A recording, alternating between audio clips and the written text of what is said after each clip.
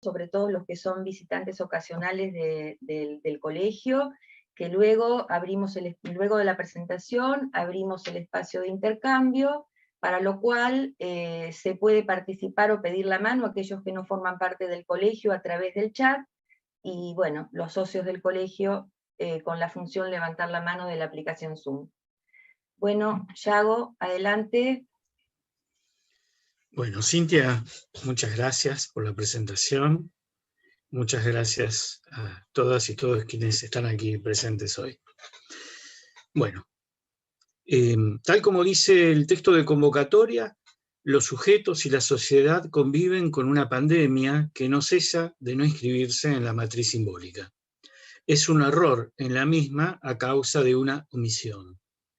Y recae sobre una subjetividad disminuida en su capacidad simbolizante, ahora con tendencia a una escisión que está presente aún en discursos oficiales en todo el mundo. Todo lo cual constituye un desafío para la práctica analítica. Hablar de la pandemia actual debe entenderse en lo que voy a sostener no solo como una cuestión referida al tiempo, sino también como el exceso de cantidad producido por una realidad que es excesiva. Por lo excesivo que es el virus en sí, su propagación, el número de contagios, la mortandad. Una realidad que también es excesiva por la información permanente y desmesurada que la acompaña. También por una incertidumbre excesiva referida al origen, las mutaciones, los efectos, la terapéutica, el tiempo de inmunidad para contagiados y vacunados, etc. Es así también la pandemia un quantum improcesable para el psiquismo, configurando una exigencia casi imposible de ligazón para el yo de los sujetos. Se está ante una significación imposible, lo que deja a los sujetos a expensas de lo real. Este exceso ha coincidido con la presencia de una subjetividad que antecede a la pandemia, afectada seriamente en la capacidad del yo de procesar la realidad, de simbolizarla. Aquellas funciones que permiten el desarrollo simbólico, historizante, que van de la mano de la ligadura y de la inscripción de la realidad, y por funciones me refiero a la percepción, la atención, la memoria, la prueba de realidad, el juicio de existencia y de atribución, el pensamiento y la reflexividad, entre otras, muchas de estas descritas por Freud en el proyecto de una psicología. Todas estas funciones han sido afectadas por el estado previo de la sociedad. Claudine Roche y Franco Berardi, entre otros, han sido muy claros y contundentes en relación a la afectación del yo. Personalmente sostengo que el yo se ha encontrado a merced de una agitación pulsional improcesable y de una realidad que produce la misma, y a la cual el sujeto no puede renunciar, dado que esta realidad forma parte del principio de realidad socialmente instituido. La fuerza formadora del colectivo crea formas del decir y hacer sociales que instituyen en una parte determinante el principio de realidad, que orienta lo identificatorio y lo pulsional, haciendo así a un territorio de sentido común. Todo lo cual, todo lo dicho hasta aquí, por otra parte, transcurre sobre una temporalidad instituida, en la cual se instituye esta realidad común. El tiempo es una de las instituciones centrales de una sociedad, sea el tiempo de Dios, de la madre naturaleza o de la producción y consumo. La historicidad colectiva está conformada por la inscripción y ordenamiento en su magma simbólico de lo acontecido y además debe brindar alguna orientación sobre el porvenir, constituyendo así un entramado temporal en el cual los sujetos puedan orientarse. Es a partir del discurso del otro, que es también una creación colectiva, y que siempre está dominado por la significación central de la sociedad en cuestión, es a partir de este discurso que se inscribe la historia. No solo la historia, también el presente, lo que existe de acuerdo al principio de realidad. Lo no inscripto del presente no lo hará tampoco en el entramado de la historia. La aceleración de la temporalidad, presente desde hace varias décadas, obstaculiza el proceso de historización del colectivo, afectando al psiquismo de los sujetos. El procesamiento de los eventos sociales e individuales puede verse imposibilitado. Ya lo advertía Walter Benjamin hace un siglo. El cúmulo de aconteceres cotidianos era algo intraducible para el sujeto, imposibilitado de capturar la experiencia e impedido a su vez de la transmisión de la misma. Dicha transmisión de la experiencia hace al proceso de historización. Lo que Benjamin no podía saber era que la temporalidad iría acelerándose más y más a lo largo del siglo. Esta aceleración del tiempo, profundizada por la vida digital, ha terminado produciendo en estas últimas décadas lo que pienso que es un trastorno de déficit de atención colectivo, lo cual ha incidido con la aparición y el desarrollo de la pandemia. Hay entonces, de esta manera, en esta dificultad de la historización, una dimensión no visible del tiempo, sea por estar reprimida, renegada, forcluida, no incorporada, que martillea la vida con reminiscencias o ausencias y pulsa guiando nuestros destinos a nuestras espaldas. Para Freud, los pueblos, las histerias y la psicosis padecían de reminiscencias, aún procediendo las mismas de accidentes muy diferentes. En el Moisés, Freud es terminante, un crimen de origen reprimido, olvidado por lo tanto, lleva al pueblo judío a sufrir todo tipo de padecimientos. Esta falla, este desgarro en la historización, es lo que entiendo que hoy padecemos, ya que no lograron inscribirse los anuncios de la inevitable aparición de una pandemia. Y eso, no incorporado al discurso del conjunto, desata lo que he denominado como tragedia, que empuja a una transfiguración tanto individual como colectiva, una alteración de figuras psíquicas y colectivas. Y esto, que yo había señalado en el colegio hace ya un año, ha seguido desarrollándose hasta ahora como una falla en el registro de la realidad, de su inscripción, pero también como un trastorno de la temporalidad. Es en La Tempestad, obra de Shakespeare, donde éste pone en boca de su protagonista, Próspero, una enigmática frase que tiene lugar en la escena segunda del acto primero. Próspero, exiliado y náufrago, junto a su hija Miranda, en la isla en la cual vivían Calibán y su madre, la bruja Sícorax, se sorprende cuando oye que Miranda recuerda todavía fragmentos de su vida pasada. Miranda tenía 3 años cuando cayó víctima del naufragio del buque en el cual fueron desterrados por Antonio, el hermano de Próspero. Así es que Próspero, en un momento en el cual decide, luego de bastante tiempo, contarle la historia de cómo llegaron a la isla, le pregunta a Miranda: ¿te acuerdas de antes que viviéramos en esta cueva? Creo que no, porque entonces no tenías más de 3 años. Miranda le responde: sí, me acuerdo, padre.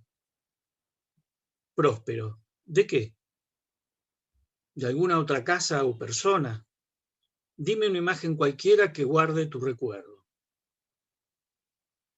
Miranda: la veo muy lejana y más como un sueño que como un recuerdo del que dé garantía mi memoria. ¿No tenía yo a mi servicio 4 o 5 damas? Próspero: sí, Miranda, y más. Pero ¿cómo es que eso aún vive en tu mente? ¿Qué más ves en el oscuro detrás y abismo del tiempo? Miranda no logra integrar a su historia algo que la precedió y que no le fue puesto en relato en todo el tiempo en que estuvieron en el exilio. Próspero no le transmitió la experiencia. Y tampoco sabe del trauma, de la angustia de ser separada de su tierra y de su madre. Recuerda a las mujeres que la cuidaban, pero como en un sueño, pero no lo acontecido y lo que los ha llevado a ella y a su padre a la isla de Calibán. El tiempo tiene una zona oscura, no visible, un detrás que no es tiempo, que no se integra al mismo. Es también un abismo. Ese detrás, esa espalda, tiene una profundidad insondable, hundida en la oscuridad. Pero más allá de ese detrás oscurecido por omisiones, ocultamientos y grandes traumatismos, provenimos de océanos temporales sin fondo, que están en un antes de nuestra historia, que nos constituyen aún en ignorancia de ello. El tiempo es un abismo, sea a nivel colectivo como individual, los tiempos pasados y originarios escapan muchas veces a nuestro registro. Por otra parte, la flecha del tiempo tiene en la existencia de mínimas certezas sobre el porvenir, algo que sostiene a la subjetividad junto con la zona luminosa del tiempo.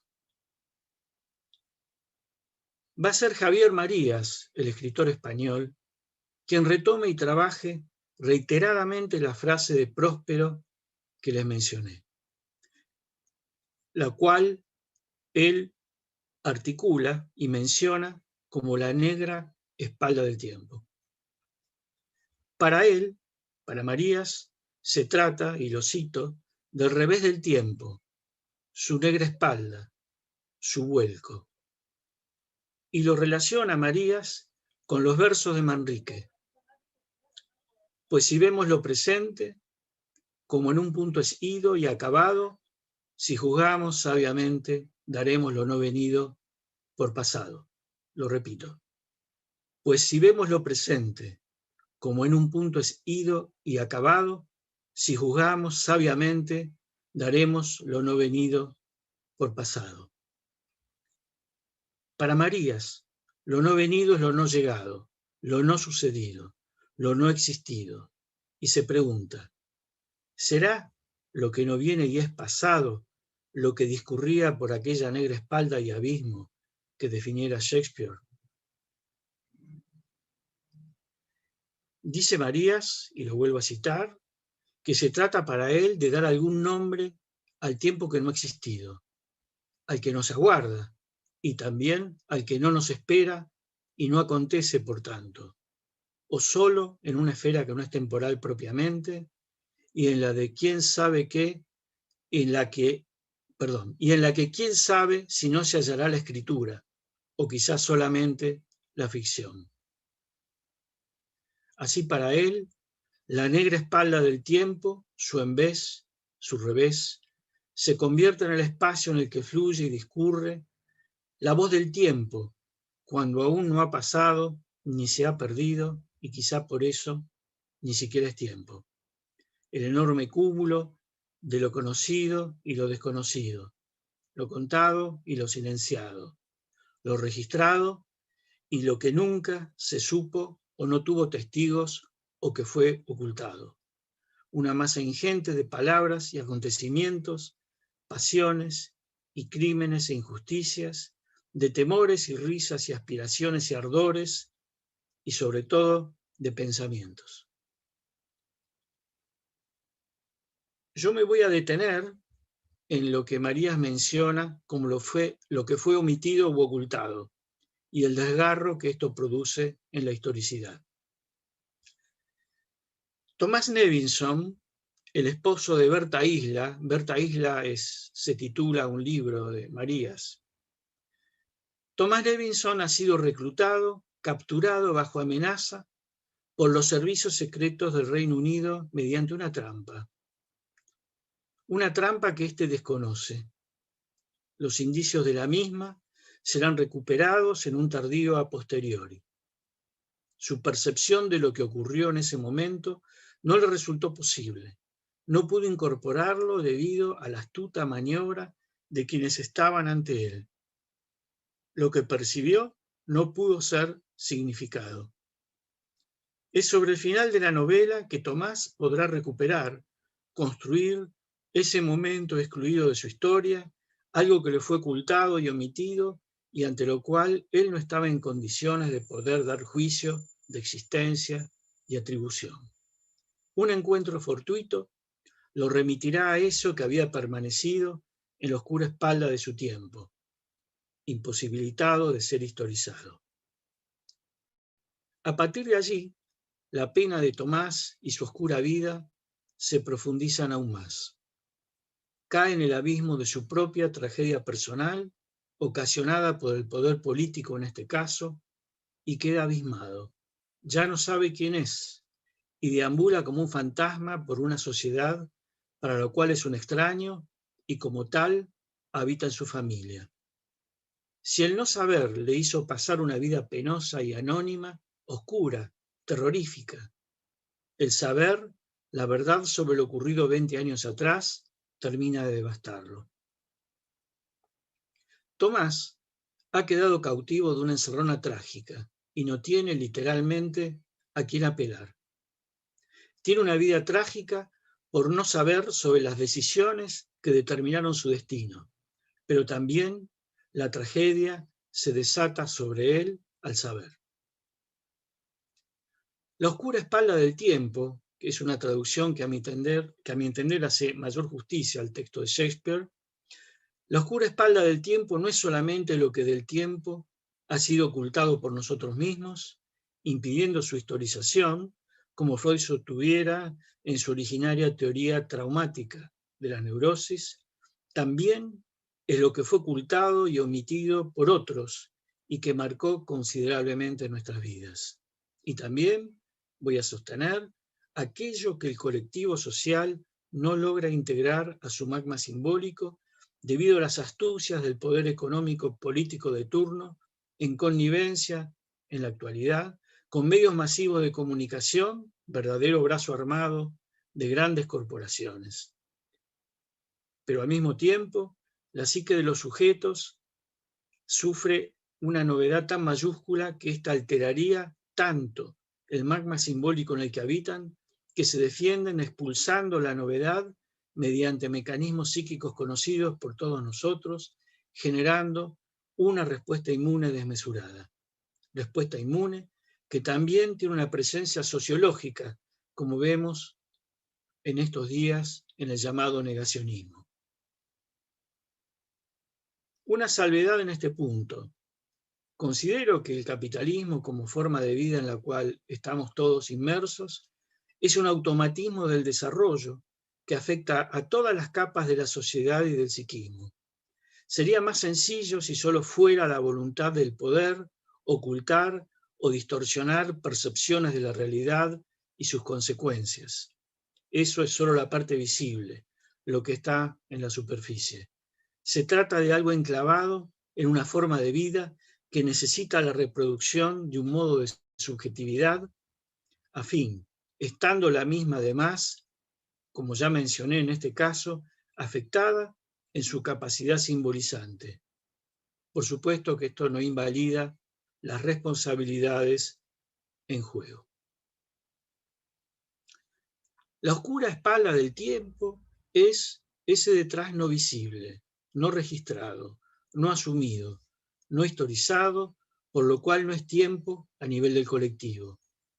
Y está habitada, entre otras cosas, por hechos ocurridos antaño, que quedaron fuera del tiempo y de la historización, como el genocidio producido a los pueblos originarios, la cacería de brujas, tanto en Europa como en América, el pueblo gitano, el genocidio armenio, los exterminados en los campos, judíos, gitanos, comunistas, el pueblo palestino en la actualidad, los refugiados en Europa y un increíble etcétera de lo no integrado o que no termina de integrarse a la historia y por lo tanto a la realidad, sus desgarros. Todo aquello que no cesa de no inscribirse. La peste actual por su contemporaneidad y el quantum que produce, como decía al principio, la peste actual se encuentra por fuera del tiempo. Es un desgarro en la temporalidad, solo suturable por una historización que por el momento parece imposible, tanto por la reproducción en curso, también por la reproducción en curso de aquello que le dio origen. Tampoco cesa de no inscribirse. Conjuntamente con la temporalidad, el discurso del otro debe respetar parámetros lógicos indispensables para que su incorporación no lo sea de incoherencias, arbitrariedades o que se trate de un discurso que afecta a la percepción de los sujetos. Los significantes del discurso deben guardar una relación lógica entre sí, discurso ordenado predominantemente de acuerdo a los principios de no contradicción, tercero excluido e identidad. Pero resulta que algo que atraviesa gobiernos y países en todo el mundo prácticamente es la presencia de discursos oficiales tambaleantes, renegadores del significado de la percepción de la pandemia, que decretan confinamientos y protocolos mientras se observa la imposibilidad de que los actos coincidan con lo que se proclama. Así puede coexistir la pandemia con todo tipo de aperturas sociales, de actividades, o, en un momento de gran incremento de casos, dilatar medidas que salvarían vidas. Insisto, este es un fenómeno global. Coexistiendo además con las cifras de infectados y muertos que se publican todos los días. Todo esto no hace más que desmentir en acto lo que por otro lado se sostenía en el discurso. Al mismo tiempo, la pandemia, con sus consecuencias y las medidas que obliga a tomar, no es una significación que puede incorporarse a la matriz simbólica capitalista. Dije que es un error en la matriz, que implica una significación imposible. En el seno del código se produce una anomalía. Me refiero al lugar que ésta ocupa en el discurso colectivo, a que no cesa de inscribirse en su discurso por ser una anomalía. Este elemento no integrado desata una tragedia para el colectivo, tal como sucede en las tragedias griegas e isabelinas. Un error, un traspié, una desmesura inicial, sea por acción u omisión, desatan la tragedia y su catástrofe. En el caso que nos toca, se trata de una suerte de omisión universal. El virus es así un recodificador, un desencadenante y una omisión. La omisión se produce porque resulta en una amenaza para una forma de vida formateada por el magma de significaciones imaginarias sociales y además por lo inercial que habita en el psiquismo. Recordemos la advertencia de Freud a los bolcheviques. Desde esta perspectiva, ante la amenaza, el colectivo ve facilitadas respuestas inmunes y autoinmunes. Quiero volver ahora sobre el yo. El modo de ser del psiquismo hace que muchos elementos de la realidad puedan ser manifiestos, pero que no devengan inconscientes, tanto a nivel individual como colectivo. Para que algo sea consciente, debe ser dotado de un juicio de existencia, pero sobre todo de atribución, la atribución de un significado. De lo contrario, se trata solamente de señales, de significantes desprovistos de significación. En ese punto, las fallas que describí en las funciones simbolizantes del yo cumplen un papel fundamental. Por eso hablé de un déficit de atención colectivo. Así, hoy se trata, para nosotros, no solamente de hacer consciente lo que es inconsciente. Se trata, además, y tal vez sobre todo, de hacer consciente lo que es manifiesto, ya que este es un fenómeno que afecta el psiquismo, no voy a decir de todos los sujetos, pero sí que promueve una subjetividad en la cual esto es muy probable que esté presente. Y por si hiciera falta la aclaración, Lo enumerado hasta aquí no incluye las transgresiones para subsistir, sea los que no pueden dejar de trabajar o los 10 millones de personas que deben salir de sus hogares para asistir a un comedor comunitario. Tampoco incluye a las transgresiones que se realizan a sabiendas de que se corre un riesgo. Y tampoco comprende posicionamientos político-ideológicos. No es conveniente nunca psicologizar ni psicopatologizar todo lo que ocurre. Quiero finalizar esta exposición recurriendo a algunos autores que pueden ayudar a echar algo de luz sobre el lado oscuro del tiempo y por lo tanto de nuestra realidad. Alexandro Barico sostiene en su texto Lo que estábamos buscando, y ya el título da toda una idea de lo que se estaba preanunciando y el indetenible paso hacia la pandemia. Dice que en la pandemia, se despliegan dos fuerzas enormes y opuestas que producen una gran turbulencia. La primera es la que fortalece a los poderosos y dominadores y que acaba con los pobres.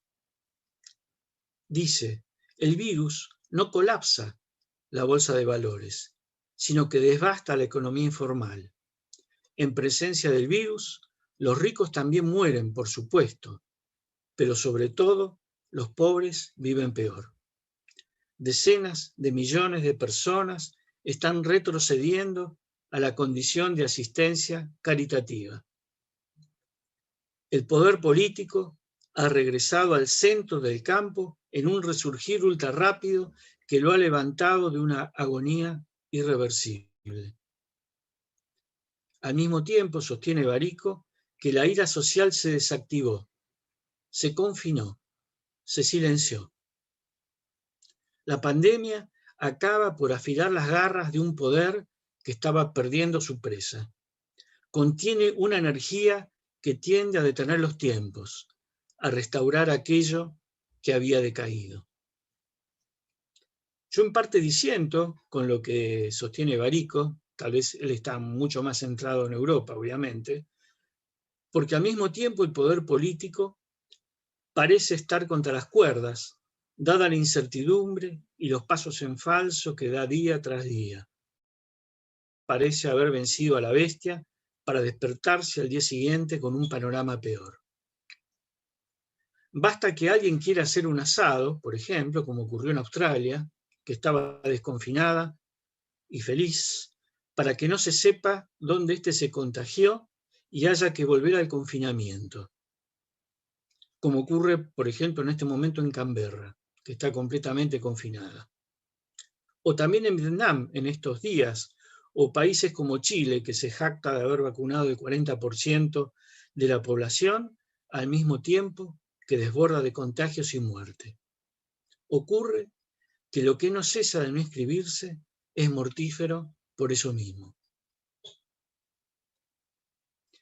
Barico dice que la segunda fuerza le quita un latido a las pulsaciones del poder. Suspende durante un tiempo la secuencia lógica que hacía que cualquier mundo diferente a este pareciera imposible, excavando una apnea en el sistema. Rompe la cadena de lo inevitable y al incluir experiencias inéditas, le devuelve a los humanos la capacidad de pensar lo impensable. Así, dice, hubo un choque entre el viejo mundo y el nuevo mundo que se había aplazado durante demasiado tiempo, con reglas de enfrentamiento que impidieron que estallara la verdad. Otro autor que voy a mencionar es Castoriadis, quien a su vez postula que la historia de los últimos 500 años está habitada por el despliegue de dos proyectos para la sociedad, animados por dos significaciones. Una de ellas es la del dominio racional, en realidad un pseudo-dominio, pseudo-racional, de todo lo existente. Un proyecto de heteronomía versus un proyecto de autonomía, remarcando la mutua contaminación de ambos proyectos. El de la autonomía está aún presente en el capitalismo. Sus significaciones están vivas, aunque hayan sido eclipsadas por el avance de la insignificancia y haya ido a parar a la oscura espalda del tiempo, haciendo que el proyecto del capitalismo se ofrezca como el único posible y también el último. Pero en su seno late su oponente. El final de la contienda es inanticipable. En el notable texto de Silvia Federici, Calibán y la bruja, ella demuestra la indeterminación en la historia al describir cómo la revolución burguesa fue una reacción frente al poder que había alcanzado el proletariado en la Baja Edad Media. Nada podía prefigurar dicha revolución burguesa, así como nada hoy puede señalar ni el fin del capitalismo ni el advenimiento de una revolución proletaria, socialista o comunista. La comodidad de la determinación en la historia ha dado paso a lo indeterminado en ella. Otro autor, Paul Virilio, habla de diversos accidentes en su libro El accidente original. En su momento me ocupé de agregar a su listado el gran accidente afectivo. Ahora podemos hablar de un gran accidente biológico, a causa de ese aprendiz de brujo que ya había sido descrito por Marx y Engels. El gran accidente tiene una virtud. Es algo que en su desenlace deja a la vista las causas, la desmesura que lo originó. En este caso, sea de origen animal, como la deforestación y crianza de animales en condiciones artificiales y crueles, la deforestación a nivel ambiental o tecnológico, la teoría que supone la fuga de un laboratorio que hace oscuras investigaciones con finalidades no conocidas. Todo lo cual muestra la desmesura del capitalismo, lo ilimitado que lo habita y las tragedias que puede desatar. Lo tremendo es que sigue hoy ocurriendo todo esto ante nosotros. Todo lo que dio origen a la pandemia está en marcha, sigue funcionando, y por otra parte estamos ante nuevas advertencias, nuevas viejas advertencias de las próximas pandemias que se van a desatar casi inevitablemente. La matriz capitalista se defiende de todo lo que viva como una amenaza para su supervivencia, tanto a nivel colectivo como individual.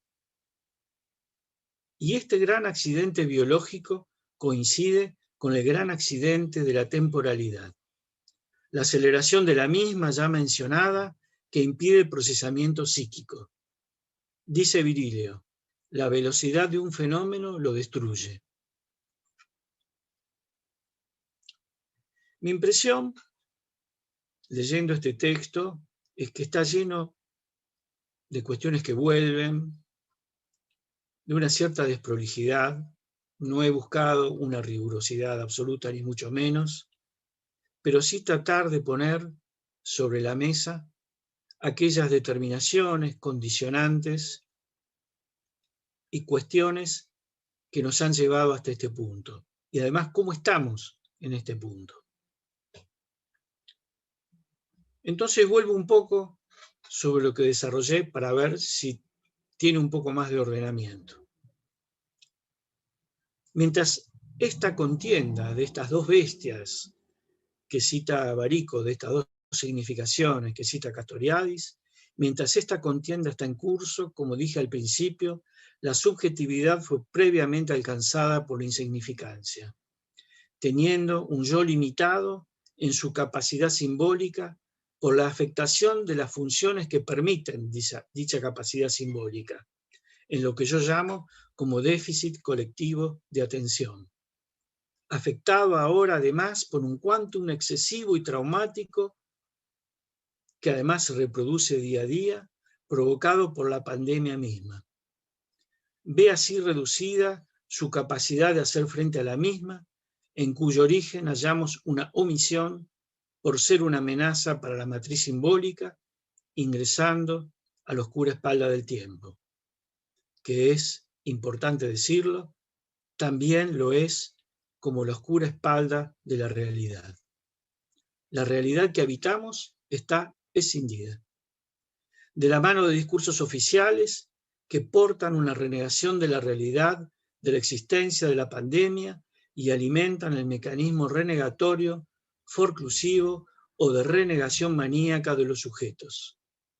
Factores que coinciden en una causalidad recursiva con factores políticos, económicos e históricos. Dije previamente que hoy se trata de hacer consciente lo que es manifiesto, para así combatir esta escisión, y agrego que este trabajo, ligado al trabajo sobre un yo afectado por el trauma permanente, es uno de los orientadores privilegiados para el trabajo clínico. Tratar que la oscura espalda del tiempo, que también lo es de la realidad, tenga un poco más de luminosidad para así poder disipar las brumas, es la tarea pendiente. Como se sostenía en mayo del 68, debajo de los adoquines está la playa. Gracias.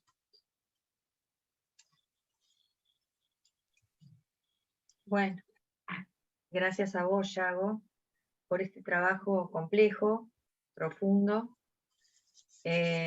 Vamos a dar lugar al intercambio, así que pueden ir proponiendo sus intervenciones.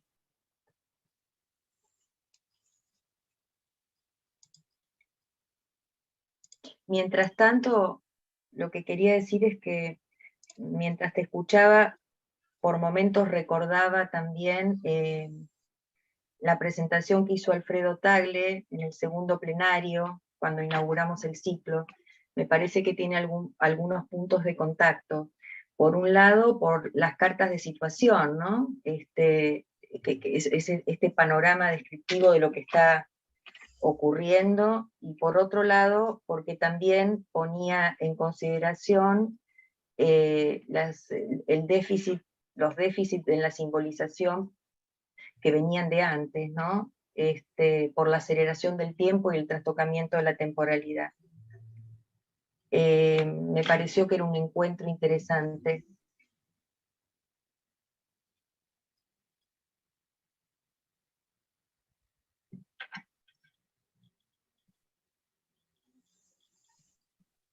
Y después están estas ideas fuertes de tu trabajo, como el trastorno colectivo en el déficit de atención, la omisión universal, ¿no?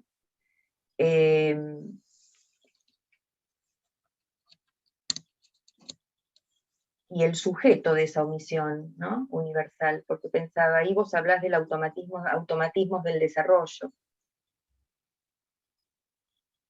o de la matriz capitalista, en fin. Sí, me interesa sobre todo tratar de evitar toda linealidad explicativa, ¿no? Sino abonar a la complejidad en la cual estamos. Porque estamos invadidos, además, por eso hincapié también en la subjetividad previa, ¿no? Sí. Estamos atravesados por una simplificación del pensamiento, una ausencia mayúscula de la reflexividad. Entonces, esto lo podemos observar claramente en los binarismos que están en juego todo el tiempo. ¿Es una cosa o es la otra? ¿Es una causa, ¿no?, que genera esta otra cuestión, ¿no? Y se perdió, entiendo yo, la posibilidad de pensar realmente desde un paradigma más complejo. En la medida en que se pierde esa posibilidad, todo pensamiento se vuelve paranoico, ¿sí? Hay un mal ahí, ¿no? Porque yo hago mucho hincapié en el capitalismo, por ejemplo, pero no lo sitúo exclusivamente como siendo responsable de esto, más allá de la inscripción que tiene en cada sujeto y de cómo esto es sostenido en el psiquismo por los sujetos, ¿no? Por eso hablo de un empobrecimiento de la subjetividad, que no es que alguien se propuso alguna vez empobrecer el funcionamiento psíquico. Claro. Esto no es así. Esto es como una enorme ola, ¿sí? A la cual hemos todos contribuido y que nos ha hecho llegar hasta este punto.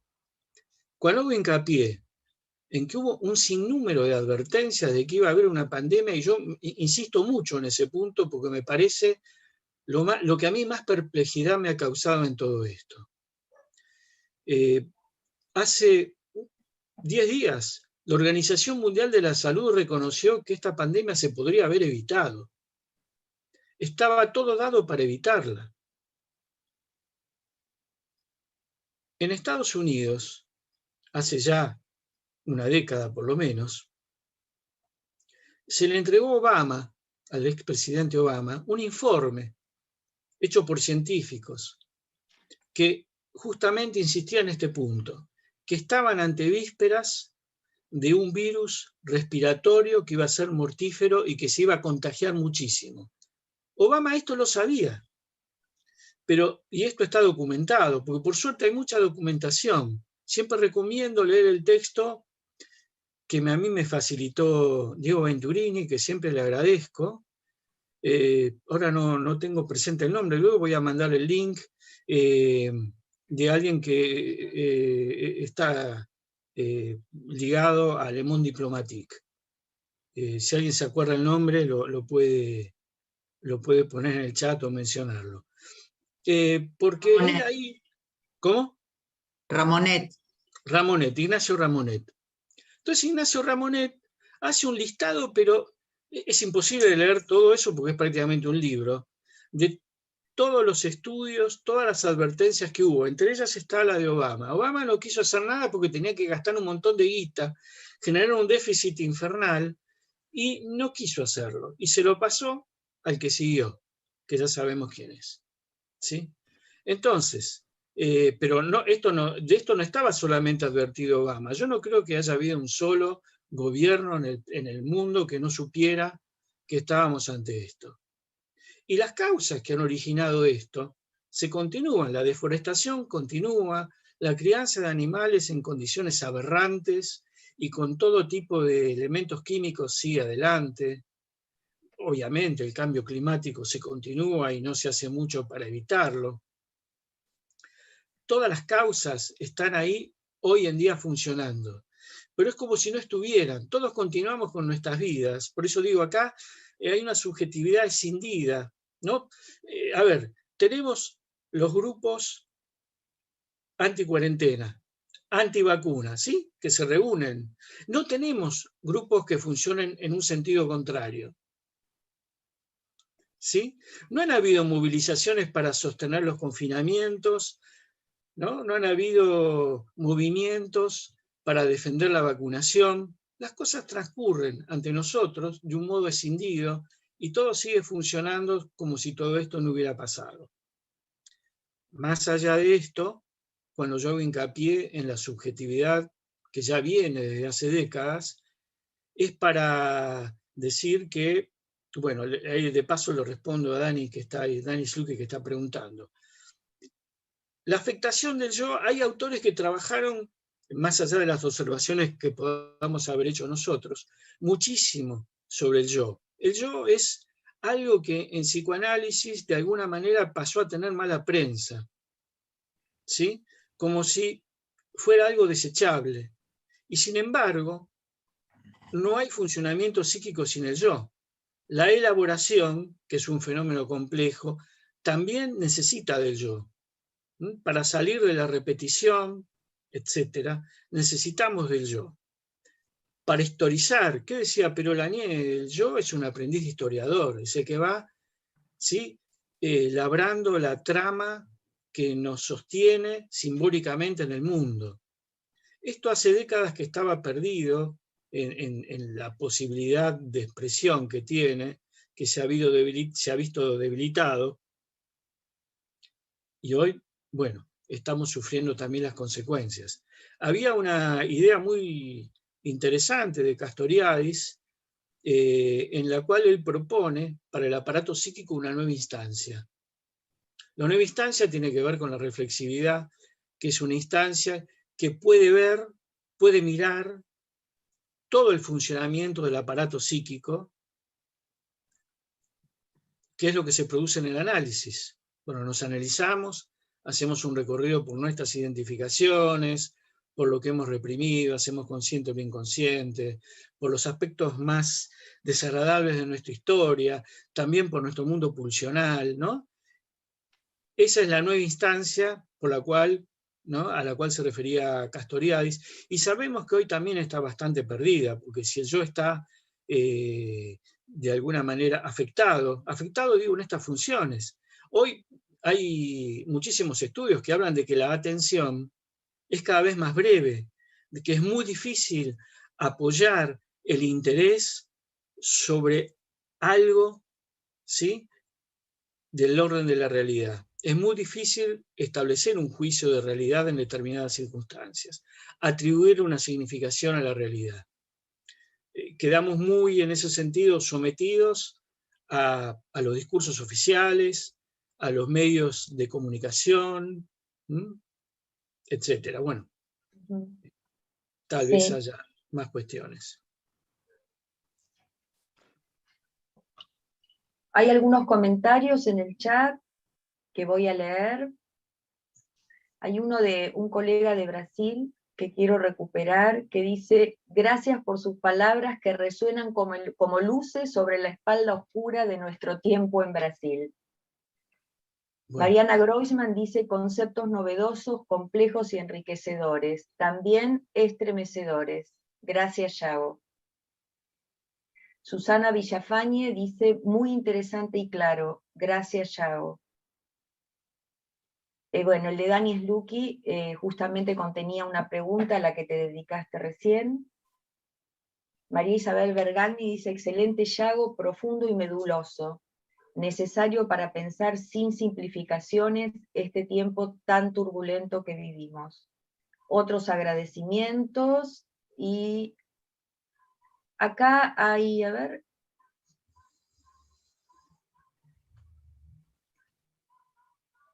hay una película, aquí dice Mirta Alvarado, hay una peli, Contagio, del año 2011, es verdad, total, anticipatoria total de este virus y el supuesto origen del mismo. ¿Cómo ves esto? No sé si viste la película ya. No, pero sé de qué se trata. He leído muchos comentarios. No es novedad que hay una mirada anticipatoria en la literatura, en el cine, sobre lo que va a acontecer. Y lamentablemente casi nunca se equivocan, ¿no? Espero que se equivoquen con lo de los muertos vivos y todo eso, que es bastante desagradable. No me gustaría que me corra algún señor o señora por la calle para comerse mi cerebro. Pero en general no la pifian. Porque la ciencia ficción, porque son todas películas de ciencia ficción o de anticipación, lo que suelen hacer es, en ese sentido, como no padecen de un déficit de atención, están muy atentos a lo que la realidad muestra. Entonces, ven algo que está ahí presente, ¿no?, que aparece en algunos papers, porque todo el mundo lee papers, obviamente, y entonces eso lo extienden al futuro, ¿no?, y hacen de eso la lógica del futuro. Hacen de eso un acontecimiento que va a ocurrir porque están todas las condiciones dadas para que eso suceda. Si existió un Chernobyl, por ejemplo, ¿cómo no se va a pensar en un futuro apocalíptico nuclear? Es una de las cosas que trata Virilio, por otra parte, ¿sí?, el gran accidente nuclear. Si se está destruyendo el ambiente en el cual vivimos, ¿cómo no va a haber una producción literaria, cinematográfica sobre un futuro apocalíptico donde el mundo está destruido en su naturaleza, ¿no? Si hay cosas raras que se hacen en los laboratorios, ¿no?, como aparece ahora, nos enteramos que además del laboratorio de Wuhan, hay un montón de laboratorios en el mundo donde se hacen experimentos de los cuales nadie da cuenta, ¿no? Nos dicen, sí, ahí se estaba trabajando, produciendo virus o tomando virus ya conocidos y haciéndolo más peligroso para ver cómo se resuelven. Yo no sé si alguien puede creer en eso, o no está a las claras que son todos experimentos para una posible guerra bacteriológica. ¿Cómo? Bueno, Magda, podés cerrar tu micrófono. ¿No? Como, ¿cómo no va a haber un desarrollo de películas o de literatura de guerras bacteriológicas? Eso es lo que va sucediendo. Entonces, lo de esta película, la verdad, no es algo llamativo, ¿no? Aunque nos impacta porque además es algo que estamos viviendo ahora. Si dentro de 10 años, ojalá nunca ocurra, hubiera una guerra bacteriológica, dirían, uy, mirá esta película, cómo anticipó que iba a haber una guerra bacteriológica, etcétera, etcétera. Pero lo que hacen es poner la mirada ahí donde nadie la está poniendo. Y eso es lo que a mí me llama la atención, ¿no? Valga la redundancia. Bueno, Carlos Busetti quiere intervenir. Adelante, Carlos. Bueno, Yago, te agradezco realmente el trabajo, me parece de un interés muy profundo y diverso. Yo me detuve básicamente en la cuestión de la omisión universal. Primero, me parece que vos citás a Benjamin, me parece que ahí hay una clave para pensar todo esto, como vos bien lo señalás, ¿no? Porque la idea de que Benjamin es que solamente se puede hacer experiencia narrando. Y eso exige una temporalidad serena, una temporalidad extendida para que se desarrolle la narración. Esa es la única forma de hacer de una vivencia traumática experiencia. Todo esto es discutible y se ha discutido mucho en relación a la experiencia de los campos, ¿no? Con los grandes escritores que se bifurcaron en esto, ¿no? Primo Levi, que escribió enseguida, y Jorge Semprún, que demoró 20 años en hablar de eso, narrar algo para hacer experiencia de eso, si es que se puede hacer de eso experiencia, ¿no? Pero entonces vos planteás la cuestión de una omisión universal, pero me parece que allí se agrupan una enorme cantidad de procesos, diferentes todos ellos, porque la omisión universal puede ser, como en el caso de la novela de Marías, el efecto de un trabajo del Estado, de una intención, de un complot absolutamente orquestado. La teoría del virus de Wuhan totalmente manipulado y lanzado, anda a saber con qué aviesa intención. Me parece que todas estas versiones paranoicas son una defensa contra la incertidumbre, no sé si aplico bien aquí el término, la insignificancia. Me parece que, como vos lo señalas también, es mucho más tranquilizador pensar que hay algún guasón, algún malo, o alguna corporación o alguna cosa que los hay sin ninguna duda. Pero creo que eso no alcanza, me parece, para determinar, como vos lo señalás, semejante accidente. Me parece que haya una aviesa intención de algún grupo, corporación, laboratorio, qué sé yo, lo que sea, para producir determinado efecto, no hace que ese efecto se produzca semejante crisis subjetiva, ¿no? Semejante arrasamiento subjetivo, como vos planteás en el trabajo. Me parece que hay omisiones y omisiones. Cuando vos decís que la omisión universal esta de la que se trata tiene que ver con una lógica propia del capitalismo, ahí la gente se dibuja un poco y pensamos que hay una dinámica que escapa completamente al control de cualquiera. Quizás Internet es un buen ejemplo de esto, de cómo se puede manipular, pero al mismo tiempo cómo no se puede manipular, ¿no? Entonces, yo me preguntaba si efectivamente esa oscura espalda del tiempo, primero que me parece hermoso que hayas hecho ese recorrido poético por la literatura, ¿no? Esa oscura espalda del tiempo, ¿no es consustancial a la cultura? ¿No hay siempre una oscura espalda del tiempo? ¿No hay siempre algo no historizable?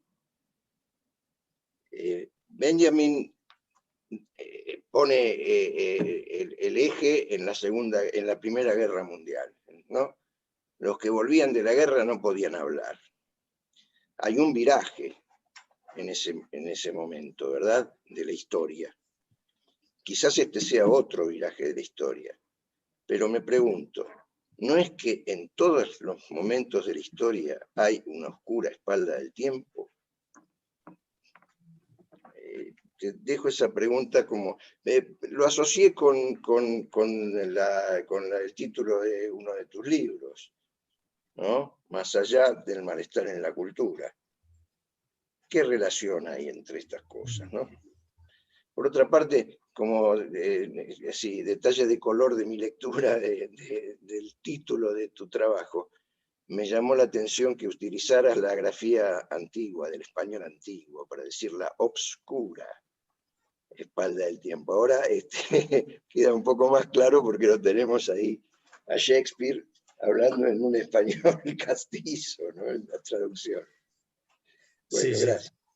También digo septiembre, habitualmente. Ah, no, yo no puedo escribir septiembre, eso es así. Yo estoy de acuerdo con lo que vos decís, esto de la oscura espalda del tiempo y el abismo del tiempo es algo absolutamente presente a lo largo de la historia, por supuesto. Además, porque en esa oscura espalda del tiempo también habita lo que necesariamente debe ser olvidado. Es como que hay una multitud en esa oscura espalda del tiempo, ¿no? Yo lo que hago es resaltar aquello que produce una catástrofe como esta, ¿no? Y digo que es una omisión universal porque esto ha pasado en todo el mundo, ¿no? Empezando por China, que tenían ahí, que ocultaron durante cuánto tiempo que tenían una pandemia, que se les había escapado un virus, o que el murciélago, que no sé qué historia, todas son historias medias inverosímiles. No sé si alguna vez se sabrá, aunque los científicos obviamente insisten mucho en querer saber cómo se generó, de dónde salió este virus, porque así sería más fácil una cantidad de cuestiones. Pero bueno, ahí hay una omisión que curiosamente se reprodujo en casi todos los países, por eso lo citaba Obama. Él hace claramente una omisión, ¿sí? Y yo digo que esto se continúa porque todo el tiempo es una especie de comedia, por decirlo de alguna manera, de enriedos, de tropiezos, ¿no? Donde todo el mundo, todos los gobiernos tienen un discurso que asusta, que mete miedo, pero al mismo tiempo se conduce luego con medidas que contradicen eso que están diciendo, ¿no? Y yo digo que ahí está en juego la omisión. La omisión produce ese trastabilleo. Pero además de esta omisión, participamos todos. Esto es lo interesante. Por eso digo, dejemos toda idea paranoica por medio, ¿no? Tratemos de pensar cómo funciona el poder, pero más allá de esta idea. Y ocupémonos un poco más de cómo lo estamos reproduciendo todo el tiempo, y no soy nada original en esto que digo, ¿no? Como todos los estratos del psiquismo están atravesados por estas modalidades. Y cuando yo digo que esto me parece fundamental, además para la clínica, esto de hacer consciente lo que es manifiesto, es porque tiene que ver con esto, porque hay escisiones todo el tiempo. La única manera de quebrar una escisión es haciendo consciente lo que es manifiesto, ¿no? Porque el sujeto puede decir algo, pero no tiene ninguna conexión con nada, es una palabra, es algo largado ahí, ¿no?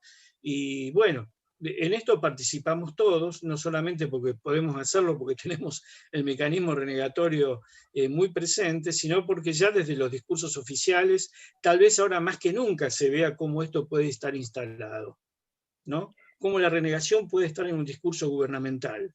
Eso a mí me parece muy importante, y lo que esto desata en los sujetos. Y además como fenómeno universal, bueno, volveríamos a la omisión universal, ¿no?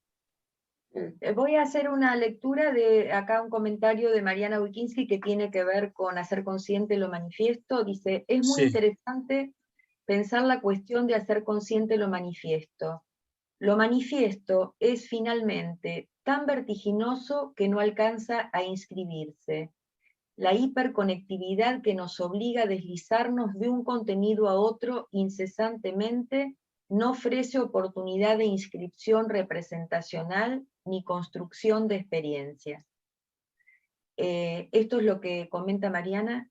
Yo quería agregar esto que escuchando tu trabajo y sobre la omisión universal y además sobre la cuestión de este estado de situación en el psiquismo, digamos, más allá de la omisión universal, sino como un efecto arrasador, digamos, que no tiene un sujeto que lo causa, ¿no? Sino que es consecuencia de todo un avance. No sé, me gustó cuando vos decís automatismos del desarrollo, o sobre todo subrayar la cuestión de el automatismo, digamos, como algo que causa más allá de poder controlarlo o de estar bajo nuestro dominio, ¿no? Pregunta Claudia Arín, nuestra clínica. Espera un poquito, porque, a ver, lo del automatismo es muy importante, porque habla de la pulsión, ni más ni menos, ¿sí? Es algo que insiste, que se repite, que se descarga, ¿no? Y estamos muy llenos de eso. En esto que dice Mariana es fundamental.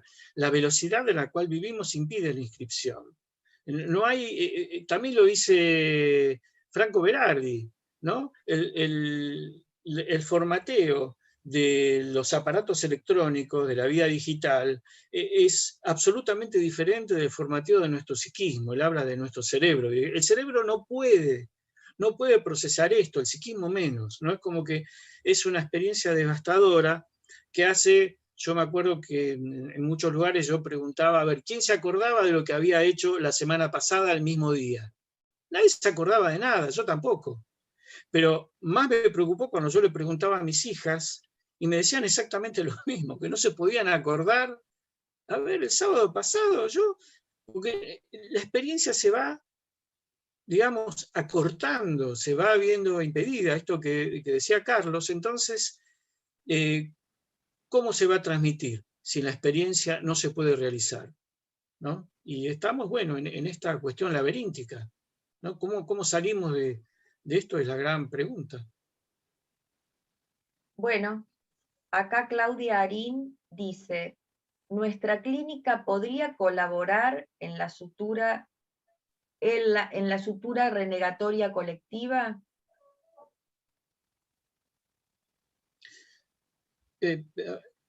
La verdad que no sé, no tengo idea, habría que ver desde qué lugar, no, me parece muy improbable. No digo imposible, improbable. Si, a ver, algo podría pensar uno en este sentido, tendría que remitirse a Freud y cómo es el psicoanalista, el primer psicoanalista, el que lo creó, que tuvo intervenciones que modificaron y alteraron la sociedad. ¿Sí? Ahí la voz del psicoanálisis, encarnada por Freud, puso sobre el tapete de la vida de todos los sujetos y las sociedades que había sexualidad infantil, ¿sí? Que había complejo de Edipo, que la sexualidad era algo muy difícil de ser entendido dentro de los parámetros habituales, que hay distintos caminos para la sexualidad, y hablaba del superyo, etcétera, etcétera. Todas cosas que han quedado en la cultura y que de alguna manera han impactado en ella, ¿sí? Forman parte de la vida cotidiana de los sujetos, en Occidente por lo menos, ¿no? Pero no creo que sea algo que él se propuso, simplemente ocurrió. Así que si no sé si hay una manera de proponernos, ¿no? Saben de la experiencia reciente que tuve que atravesar a partir de unas líneas que salieron en página 12, donde yo hablaba de renegación, que empezaron a llamar de muchas radios, fueron 15 radios en una semana, para que yo les explicara qué era la renegación. Todos me preguntaban lo mismo, ¿no? Y a mí me resultó interesante, porque no es tan difícil de transmitir esa idea y generaba mucho impacto, ¿no? Generaba mucho impacto esto de, bueno, somos sujetos que estamos escindidos, hay cosas de la realidad que vemos y al mismo tiempo no vemos, ¿no? Esto generaba, pero bueno, es una microexperiencia que no creo que haya producido ningún efecto en nadie, la verdad, no puedo ser muy optimista al respecto. Bueno, Karina Likovich dice, es interesante que mientras estamos inmersos en esta catástrofe, al mismo tiempo en el mundo, suceden movimientos que no solo de resistencia a esto, sino que abrazan causas que ponen a la humanidad en otros paradigmas. El movimiento Me Too, el cuidado del medio ambiente, por un lado la hiperconectividad que al mismo tiempo que pone en cuestionamiento la capacidad de procesar los estímulos, al mismo tiempo ha permitido estos nuevos modos de acercamiento. Sí, estoy de acuerdo en general, no con respecto al cuidado del medio ambiente. No creo que ahí haya habido ningún avance real, ¿no? Y global. Luego, lo de la hiperconectividad es algo cuyo beneficio va a depender de la utilización y de las significaciones que transcurran en la hiperconectividad, ¿no? Eso me parece fundamental. Bueno, ¿para qué? ¿Esta tecnología para qué es? ¿Qué finalidad tiene? ¿Qué transmite? ¿Qué produce? ¿No? Es un caos insoportable de información que no se puede organizar de ninguna manera y que nos desborda y al mismo tiempo nos tiene atontados y nos tiene como hipnotizados e invade nuestras vidas cotidianas, o es algo que va a permitir la transmisión de mensajes interesantes, de mensajes que vayan hacia el lado de la autonomía, de mensajes ligados a la poesía, a la creación artística, etcétera, etcétera, y que todo eso predomine, si la hiperconectividad va a estar al servicio de la libertad, la igualdad y la fraternidad, o va a estar al servicio de otras cosas, ¿no? Ahí me parece que hay una pugna en medio de esto. Sí, por supuesto que el movimiento Me Too es importante, así como todo lo que tiene que ver con Ni Una Menos, ¿no? Diría sobre todo eso, es de radical importancia. Yo ahí recomiendo siempre la lectura en relación a este punto del libro de Silvia Federici, a quien ya mencioné, porque todo el desarrollo que ella hace de la mujer en la Edad Media es, yo diría, a esta altura fundamental de ser tomado en toda la profundidad que tiene, así como ella rompe con toda teleología de la historia, es capaz de, siendo marxista, cuestionarlo a Marx muy bien, y es un libro apasionante. Me refiero a Calibán y la bruja. Calibán, este personaje que yo he tomado a partir de La Tempestad, ¿no? De Shakespeare. Shakespeare, digamos, que la mayor parte de su obra la escribió durante la peste, ¿no? La peste negra. Es algo que no tenemos que olvidar. Como uno de los momentos más dramáticos de la vida universal hay posibilidades de algo. Alrededor de la peste, además, estaban los movimientos autónomos de las mujeres. Y eso es algo que no es conveniente olvidar, ¿no? Y ver en toda la dimensión. El poder que la mujer tuvo en el medioevo no lo volvió a tener nunca, nunca, nunca después, ¿sí? Entre otras cosas, la revolución burguesa, que fue precedida de una alianza entre la iglesia, la nobleza y la burguesía, tuvo como finalidad aplastar ese movimiento de las mujeres que iba de la mano del movimiento proletario, ¿no? Entonces ahí vemos cómo no hay una linealidad, cómo no hay una línea de progreso en la historia, sino que hay cuestiones mucho más complejas. Esa historia de las mujeres en medioevo está en la oscura espalda del tiempo, ¿sí? Como algo que necesitó ser ocultado, ¿no? Porque también, obviamente, el poder político cumple esa función, ¿no? Se puede producir de muchas maneras lo que cae en el abismo del tiempo, pero el poder político es una de estas formas que tiene el colectivo de olvidar, de ocultar más que de olvidar, ¿no? Bueno, voy a leer algo que escribió Abel Zanotto y dice, se habló de los pueblos fuera de la historia. ¿Dónde están? en los eternos exilios, en los exterminios permanentes, estarán en el paradójico espacio sin espacio y tiempo, sin tiempo, un aporte desde la literatura. En Crimen y Castigo, Raskolnikov está preso y piensa, en la cárcel los años pasan rápido, pero los días son eternos. Una reflexión que comparten muchos analizantes. El día no pasa más. Hace siglos que estamos así. Una ausencia experiencial que, como un oxímoron, hablaría de un exceso de nada, tal vez anestesiante, pregunta.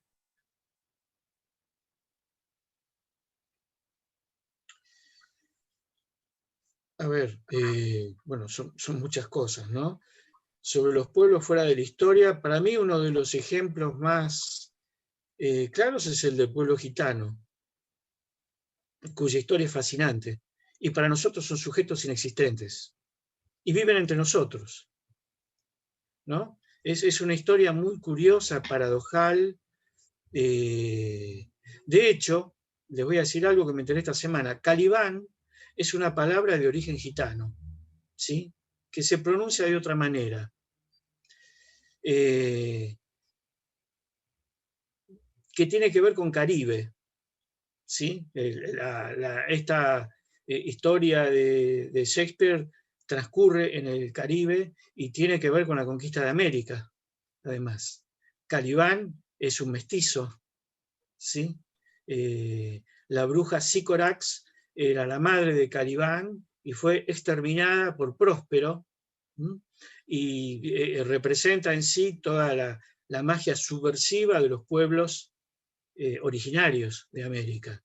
Por supuesto que Shakespeare estaba a favor de la conquista de América, esto es algo que a él lo atraviesa, no sabemos cómo.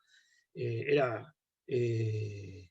les hablaba de el lugar de las mujeres en la Edad Media, sobre todo en la Baja Edad Media. Shakespeare era absolutamente misógino, y por otra parte, estas mujeres y los proletarios habitaban en lo que se llamaban tierras comunes, digo, para hablar de los pueblos fuera de la historia.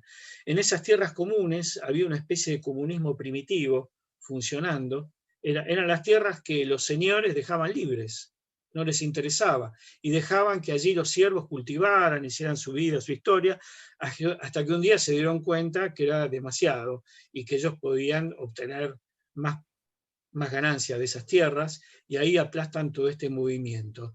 Lo aplastan en principio comprando las tierras libres. Entre los que compraron tierras libres estaba William Shakespeare. Es una historia muy interesante, ¿no?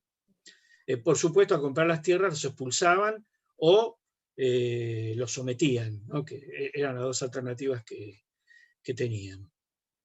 Y acerca de cómo transcurre el tiempo en este momento, y sí, encontramos todo tipo de paradojas, ¿no? Cómo el tiempo parece eterno, y por otro lado, todo el mundo dice, uy, ya pasó un año y medio. ¿Qué pasó? El 2020 es como que se fumó, ¿no? Parecía muy largo y al mismo tiempo, parecía eterno y al mismo tiempo es como que no. ¿Qué pasó?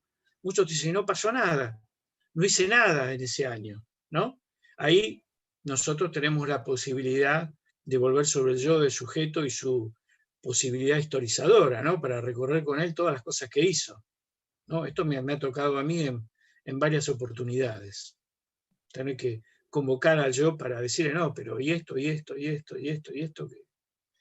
Y eso permite ligar lo que estaba como desligado de la experiencia. Voy a leer algo que escribe Alicia Pan, que dice, ¿cómo hacer consciente lo manifiesto si lo manifiesto es lo que se desmiente y al ser un mecanismo de defensa, al querer hacerlo visible se redobla ese mecanismo? ¿Cómo salir de la paradoja que se genera allí? Sigo leyendo un par de comentarios más, Yago, porque son las 10 menos 10, así después tenés tiempo. Bueno. Mirta Seltzer dice, el psicoanálisis tiene una deuda importante con el inconsciente.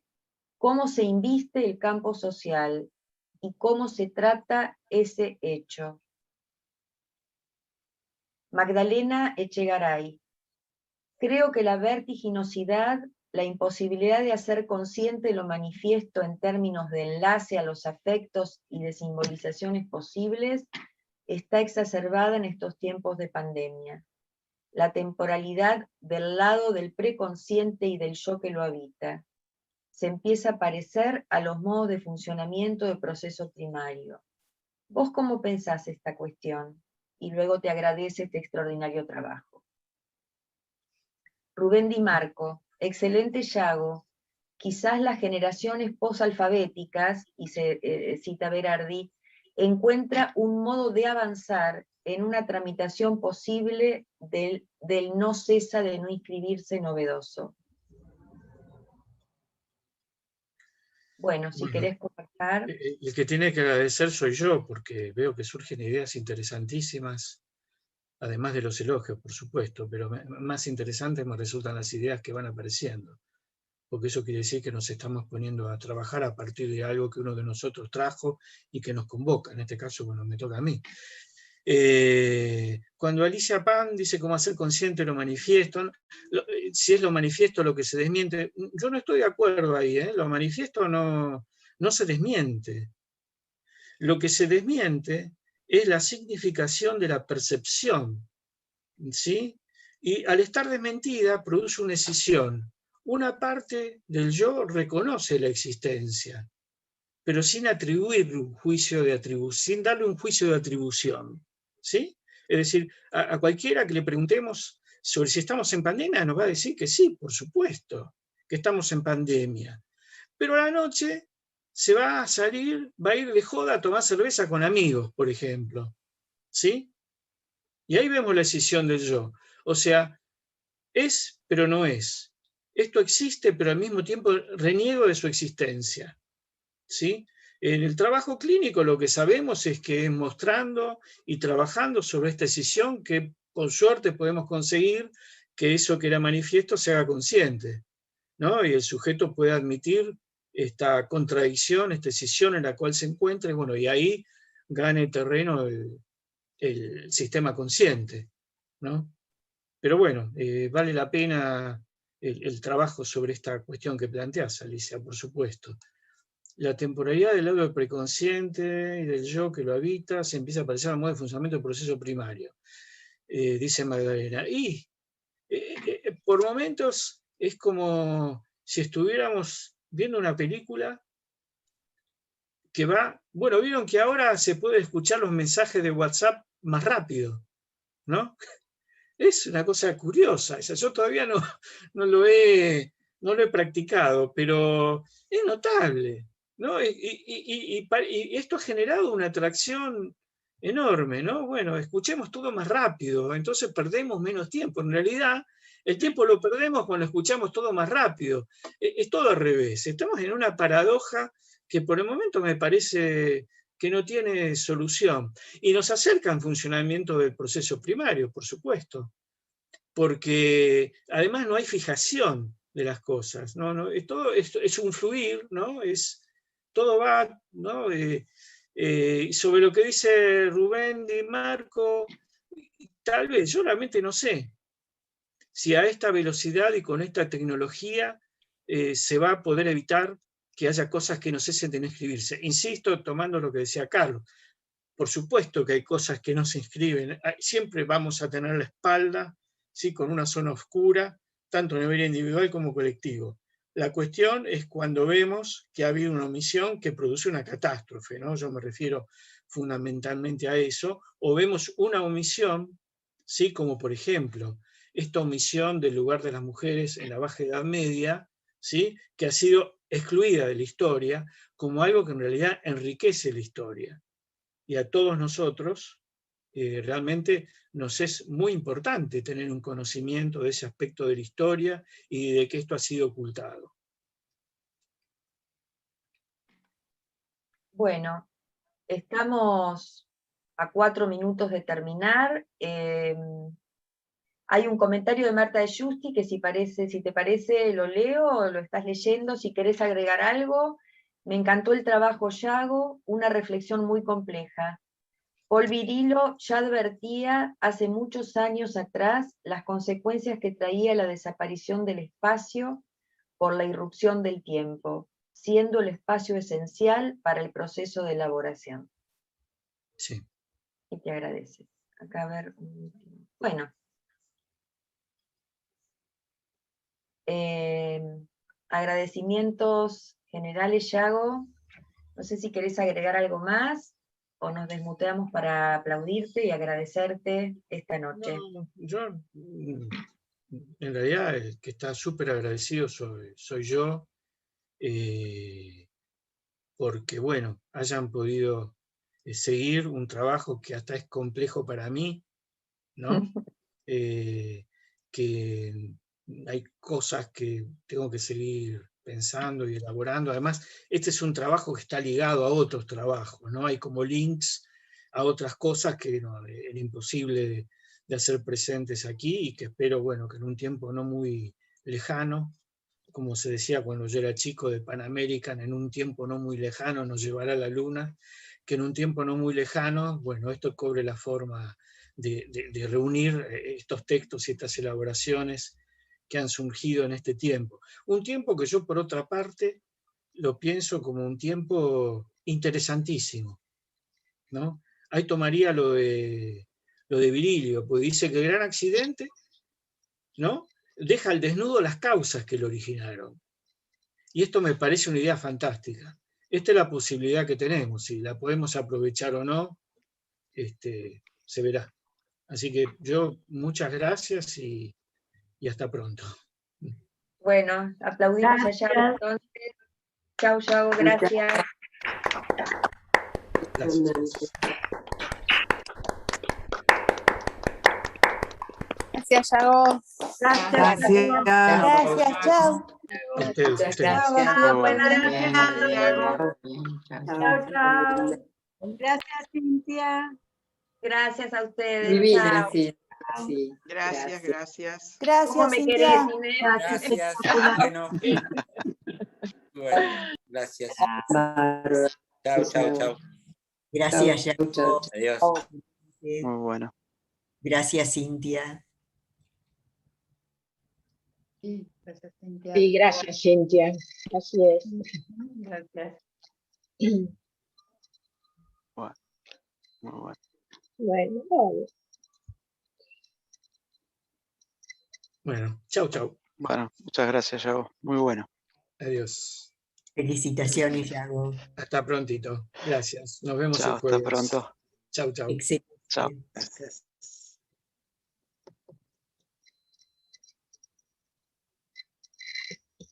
Chao a todos.